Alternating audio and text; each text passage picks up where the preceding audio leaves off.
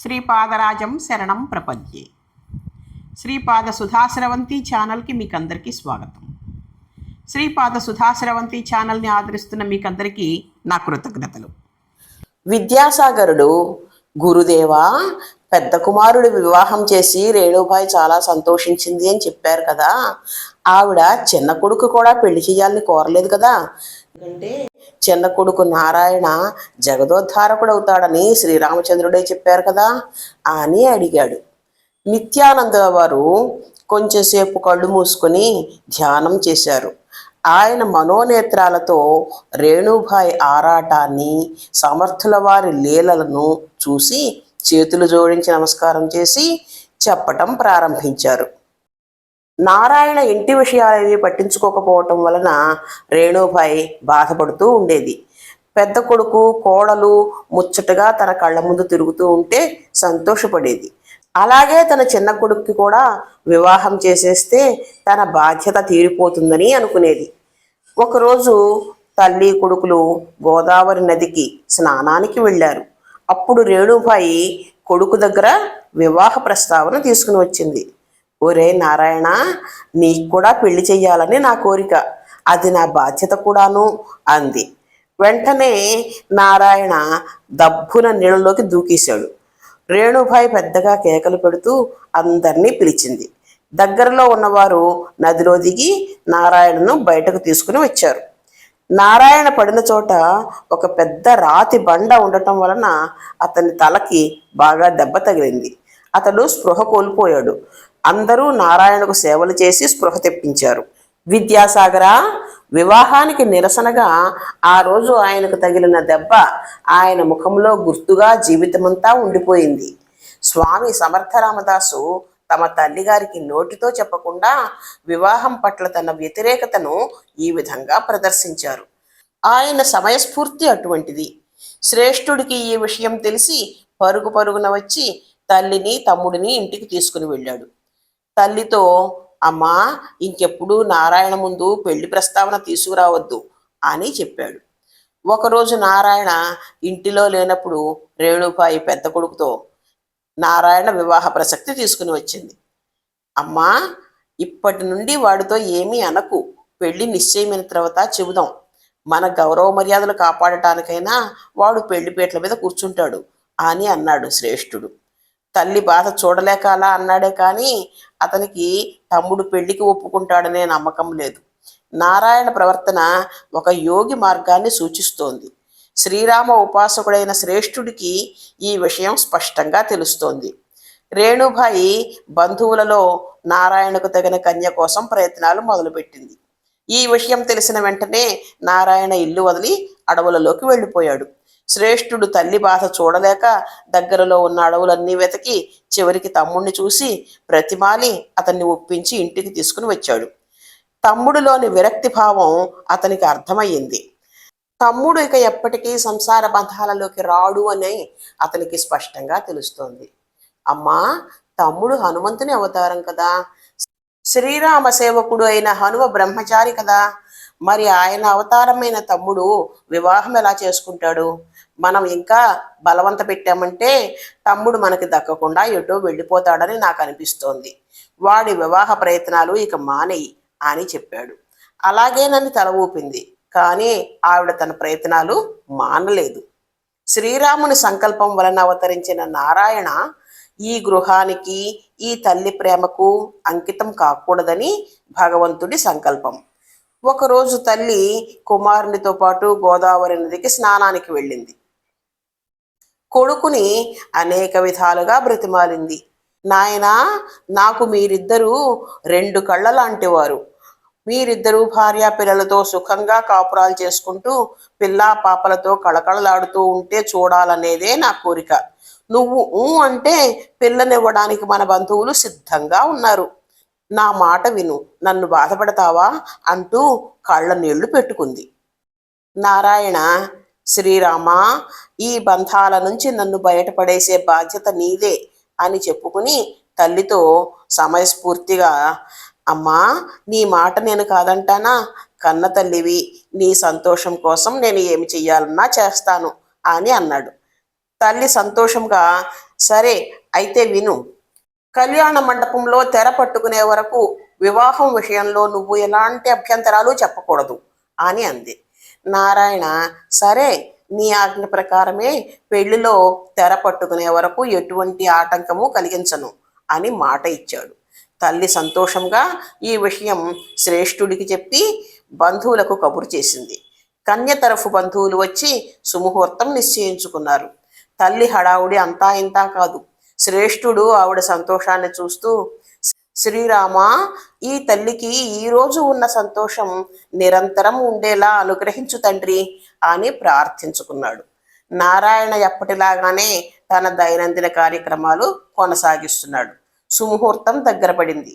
అందరికీ పెళ్లి పిలుపులు అందాయి. బంధువులంతా వచ్చారు. నారాయణను పెళ్లి కొడుకుగా అలంకరించారు. నారాయణ పెళ్లి దుస్తులలో తల్లి దగ్గరకు వెళ్ళి నమస్కారం చేశాడు. అమ్మా, సంతోషమేనా? నన్ను ఇలా చూడాలనే కదా నీ కోరిక అని అడిగాడు. తల్లి చాలా సంబరపడింది. నాయనా, ఎంత అందంగా ఉన్నావు, శ్రీరామచంద్రుడిలా ఉన్నావు అంటూ మురిసిపోయింది. ఆ సాయంకాలం శ్రేష్ఠుడి దంపతులు, బంధువులు, గ్రామస్తులు అందరూ వధువు ఇంటికి ఊరేగింపుగా బయలుదేరారు. తల్లి ఆనందానికి అవధులు లేవు. వధువు తరఫు వారు ఎదురు వచ్చి స్వాగత సత్కారాలు చేసి వసతి గృహానికి తీసుకుని వెళ్ళారు. తెల్లవారుజామున మంగళ స్నానాల తరువాత వధువు గౌరీ పూజ చేసుకుంది. కళ్యాణ మండపంలో కన్యాదాత నారాయణకు వరపూజ చేశారు. మంగళ వాయిద్యాలు మ్రోగుతున్నాయి. పురోహితులు వేద మంత్రాలు చదువుతున్నారు. పెళ్లి పందిరిలో అంతా సంతోషం వెల్లివిరుస్తోంది. నారాయణ, శ్రేష్ఠుడు ఒకరినొకరు విచిత్రంగా చూసుకున్నారు. నారాయణ చూపులలోని అర్థం సోదరుడు గ్రహించాడు.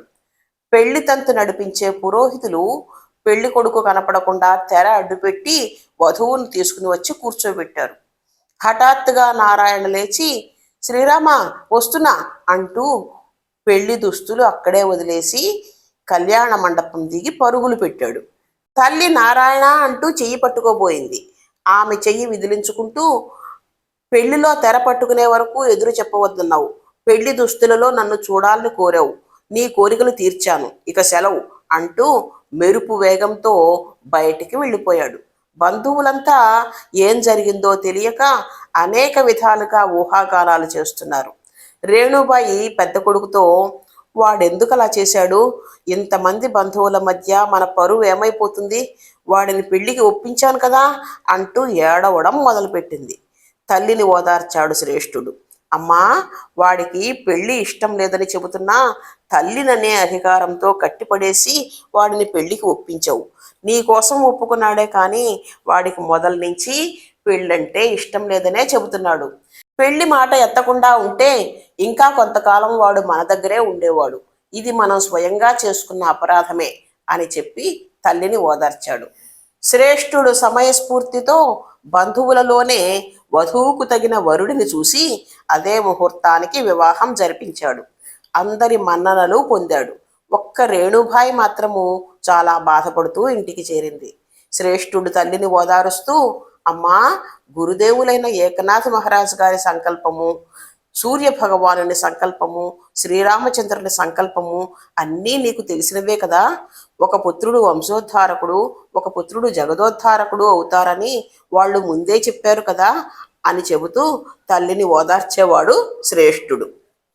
విద్యాసాగర, సంసార బంధాలు, మమతానురాగాలు ఎంతో మధురంగా ఉన్నట్టుగా కనిపిస్తాయి, కానీ అవే దుఃఖానికి కారణమవుతాయి. ప్రతివారు ధర్మోద్ధరణకు సత్పురుషులు జన్మించాలి అని అనుకుంటారు, కానీ తమ సంతానమే అటువంటి జగదోద్ధారకులు అవ్వాలని ఏ తల్లిదండ్రులు కోరరు. అదే మమతానుబంధం. కానీ ప్రతి తల్లిదండ్రుల మనసులలోనూ మార్పు రావాలి. తమ సంతానము సంఘం కోసం, సమాజం కోసం, దేశం కోసం సేవ చేసేవారుగా ఉండాలని కోరుకోవాలి. అప్పుడే ఈ జగత్తులో ఉత్తమ పురుషులు జన్మిస్తారు. కనుక మనం సద్గురువుకు పాదాలకు నమస్కారం చేసి తల్లిదండ్రులలో ఇటువంటి ఉత్తమ సంస్కారం కలగాలని ప్రార్థిద్దాం అని చెప్పగానే విద్యాసాగరుడు, నిత్యానందుల వారు మనసులలో జగద్గురువును దర్శించి నమస్కారం చేసి ప్రార్థన చేశారు. నారాయణ పెళ్లి పందిరి నుంచి తిన్నగా ఊరి బయటకు వచ్చి వెంటబడి వస్తున్న బంధువులకు కనపడకుండా ఉండటానికి ఒక చెట్టు త్వరలో కూర్చున్నాడు. అన్నపానీయాలు లేకుండా ఆ చెట్టు త్వరలో 3 రోజుల పాటు కూర్చుని మంత్రజపం చేశాడు. శ్రీరాముడు నుంచి ఆదేశం రాగానే అక్కడి నుండి బయటకు వచ్చి గోదావరి తీరంలోని నాసిక్ దగ్గర ఉన్న పంచవటిని చేరాడు. అక్కడ శ్రీరాముని దర్శనం చేసుకుని తిరిగి తన సాధన కొనసాగించాడు. అక్కడికి దగ్గరలోనే ఉన్న టాకలి అనే గ్రామం చేరి అక్కడ కుటీరం నిర్మించుకొని తపస్సు ప్రారంభించాడు. అతి చిన్న వయసులో 12 సంవత్సరాలు ఏకాంతంగా ఉంటూ తన దీక్షను కొనసాగించాడు అని నిత్యానందులు చెప్పగానే విద్యాసాగరుడు, స్వామి, తపస్సు ఎన్ని విధాలుగా ఉంటుంది అని అడిగాడు. నిత్యానందులు అతని ఉత్సాహాన్ని గమనించి నవ్వుతూ, నాయనా, నువ్వు ఇప్పుడు ఈ ప్రశ్న వేస్తావని నేను అనుకున్నాను. నువ్వు ఇటువంటి విషయాలు తెలుసుకునేందుకు తపన పడుతూ ఉంటావని నాకు తెలుసు. లక్ష్యాన్ని సాధించేందుకు వ్యక్తి పడే తపనే తపస్సు అంటారు అని శాస్త్రాలు చెబుతున్నాయి. తపస్సు అనేది 6 విధాలుగా ఉంటుందని మహాత్ములు వివరిస్తున్నారు. 6 విధాలైన తపస్సులలో మొదటిది శారీరక తపస్సు, రెండవది వాచక తపస్సు, మూడవది మానసిక తపస్సు, తరువాతవి సాత్విక, రాజసిక, తామసిక గుణాలకు సంబంధించినవి. ఈ 3 గుణాలు ఒక్కటే అయితే తపస్సు యొక్క పూర్ణ రూపం అవుతుంది. దేవతలను, బ్రాహ్మణులను, గురువులను, సాధువులను, జ్ఞానులను, పండితులను పూజించటము, భక్తిభావంతో సేవించటము శారీరక తపస్సు అంటారు. పూజలు చేయటం, సేవలు చేయటం, పవిత్రత, నిరాడంబరత్వం, బ్రహ్మచర్యం, సుగుణ సంపత్తి కలిగి ఉండి వాటిని నిర్వహించగలగటం, ఇలాగ శరీరంతో చేసే సత్కార్యాలే శారీరక తపస్సు. నాయన, వాచక తపస్సు గురించి చెబుతాను విను. వాచక తపస్సు వలన సమస్తము సిద్ధిస్తాయి. నోటిని అదుపులో ఉంచుకోవటం వలన మనిషికి ఎంతో కీర్తి, గౌరవము, భగవంతుని అనుగ్రహము కూడా లభిస్తాయి. దీనినే నోటితో చేసే తపస్సు అంటారు.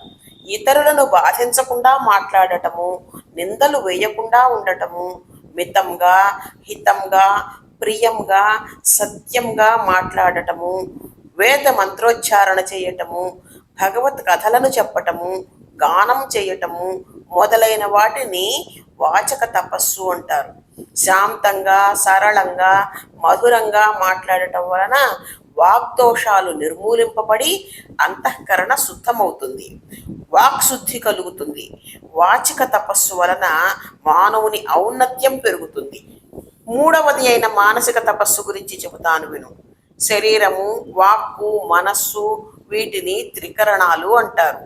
ఇవి ఒకదానిపై ఒకటి ఆధారపడి అవినాభావ సంబంధాన్ని కలిగి ఉంటాయి. వీటి మధ్య చక్కని సామరస్యం ఉంటే మనిషి దేనినైనా సాధించగలడు. మనిషి చేసే ప్రతి పనికి అదృశ్యంగా లోపల ఉండి ఆజ్ఞాపించే మనస్సే మూల కారణం. మానవుడు చేసే మంచి పనికి కానీ చెడ్డ పనికి కానీ మనస్సు నుండి వచ్చే ప్రేరణ, కోరికలే ముఖ్య కారణాలు. మనస్సుకు సంబంధించిన మంచి గుణాలు, మంచి అలవాట్లే మానసిక తపస్సు. ఓర్పు, శ్రద్ధ కలిగి ఉండటము, మనస్సును ప్రశాంతంగా ఉంచుకోవటము, సంతోషము, శాంతము, ప్రసన్నత కలిగి ఉండటము, మానసిక ప్రశాంతత కలిగి ఉండటము మానసిక తపస్సు అంటారు. ఇప్పుడు సాత్విక, రాజసిక, తామసిక గుణాలకు సంబంధించిన తపస్సులను గురించి తెలుసుకుందాం అని నిత్యానందులు అనగానే విద్యాసాగరుడు, స్వామి, సత్వ, రజస్తమో గుణాలు అందరిలోనూ ఉంటాయి కదా, అవి తపస్సులు ఎలా అవుతాయి అని అడిగాడు. నిత్యానందులు ఈ విధంగా చెప్పటం ప్రారంభించారు. నాయన, ప్రతి వ్యక్తిలోనూ 3 గుణాలు ఉంటాయి. ఈ విశ్వమంతా త్రిగుణాత్మకమైనదే. మానవునిలో ఉన్న గుణాలు హెచ్చు తగ్గులు కలిగి ఉంటాయి. నిజానికి వ్యక్తి కాదు ప్రవర్తించేది, వ్యక్తి ప్రవర్తన అతనిలోని గుణాల ప్రభావం వలననే కలుగుతూ ఉంటుంది. ఇప్పుడు సాత్విక తపస్సు గురించి చెబుతాను విను.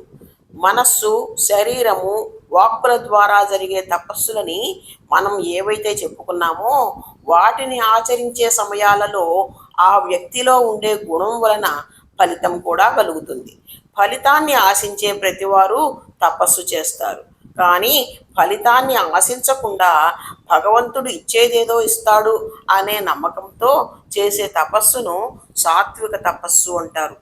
కోరిక లేకుండా చేసే తపస్సు అన్నింటిలోకి ఉత్తమమైనదిగా చెప్పబడింది. ఇప్పుడు రాజసిక తపస్సు గురించి తెలుసుకో. శారీరక, మానసిక, వాచక తపస్సులు జరిగే సమయంలో మనసులో రాజసిక గుణం ఎక్కువగా ఉంటే ఆ వ్యక్తి భావనలో స్వార్థపూరితమైన కోరికలు చోటు చేసుకుంటాయి. వాడు చేసే ఆరాధనలన్నింటి వెనుక బలీయమైన కోరిక ఉంటుంది. అటువంటి వాడు చేసేది సత్కార్యమే అయినా కూడా ఒక్కొక్కసారి సత్ఫలితాలను ఇవ్వకుండా దుఃఖానికి కారణం కూడా అవుతుంది. ఇక మూడవది తామసిక తపస్సు. ఇది రాజసిక తపస్సు కంటే కూడా అనర్థదాయకమైనది, దుఃఖదాయకమైనది. మహాత్ములు దీన్ని పూర్తిగా నిషేధిస్తారు. శారీరక, మానసిక, వాచక క్రియలన్నింటి వెనుక ప్రగాఢమైన తామసిక ప్రవృత్తి ఉన్నట్టయితే ఆ తపస్సు అధోగతికి దారితీస్తుంది. ఇటువంటి వారు మొండి పట్టుదల కలవారుగా ఉండి ఇతరులకు కీడును కలిగించేందుకు ఆరాధనలు చేస్తూ ఉంటారు. క్రూర మార్గాలలో సాధన చేస్తారు. నరబలులు, జంతు బలులు ఇస్తారు. భూత ప్రేతాలను వశపరుచుకొని క్షుద్రదేవతారాధన చేస్తూ ఇతరులకు హాని కలిగిస్తూ ఉంటారు. చివరికి వారు చేసుకున్న ఘోర కర్మ వారినే శిక్షిస్తుంది. తామసిక తపస్సు ఫలితం వారినే కబళిస్తుంది అని నిత్యానంద స్వామి విద్యాసాగరుడికి వివరించారు. విద్యాసాగర, శ్రీరాముడు మంత్రదీక్షను ఇచ్చినప్పుడు నారాయణకు రామదాసు అనే దీక్షానామం ఇచ్చారని చెప్పాను కదా. ఇక నుండి రామదాసు అనే పేరుతోనే వారి కథను మనం చెప్పుకుందాం. చిన్న వయసులోనే చలికి, ఎండకు, వానకు తట్టుకుంటూ శ్రీరామ మంత్రాన్ని స్మరిస్తూ తపస్సు చేసేవాడు. బ్రహ్మీ ముహూర్తంలో నిద్రలేచి గోదావరిలో స్నానం చేసి మధ్యాహ్నం దాకా సాధన చేయటం, మధ్యాహ్నం అయిన తరువాత దగ్గరలో ఉన్న గ్రామానికి వెళ్ళి భిక్ష చెయ్యటం ఆయన నియమం. ఏ ఇంటి ముందైనా నిలబడి 3 సార్లు జయ జయ రఘువీర సమర్థ అని అనేవారు. ఆ ఇంటి దగ్గర భిక్ష దొరకకపోతే ఇంకొక ఇంటికి వెళ్ళేవారు. ఇలా రోజుకి 5 ఇళ్ళు తిరిగి దొరికిన భిక్షను శ్రీరామునకు నైవేద్యంగా సమర్పించి తర్వాత తాము తినేవారు. ఏమీ దొరకని రోజున మంచి తీర్థం శ్రీరాముడికి నైవేద్యంగా సమర్పించి తర్వాత తాము త్రాగేవారు. ఒకసారి 4 రోజుల పాటు భిక్ష దొరకలేదు. ఆకలికి తట్టుకోలేక మూర్ఛపోయారు. స్పృహ కోల్పోయిన ఆయనకు శ్రీరాముడే బ్రాహ్మణ వేషంలో వచ్చి ఆహారం ఇచ్చారు. ఎక్కువ సమయం నీళ్లలోనే ఉండటం వలన అతని శరీరం నానిపోయి తెల్లగా తయారైంది. అతని శరీరాన్ని జలచరాలు కొరికి తింటూ ఉండేవి. ఎన్నో ఆటంకాలు కలిగినా రామదాసు భయపడకుండా సాధన కొనసాగించాడు. కాలక్రమంగా అతని శరీరంలో మార్పులు వచ్చాయి.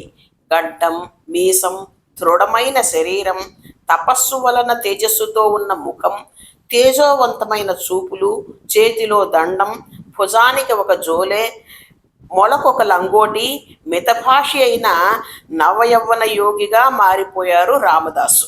ఒకరోజు అతడు పంచవటి ముందు నుంచి నదికి వెళుతూ ఉండగా ఒక పులి వచ్చి అడ్డంగా నుంచుంది.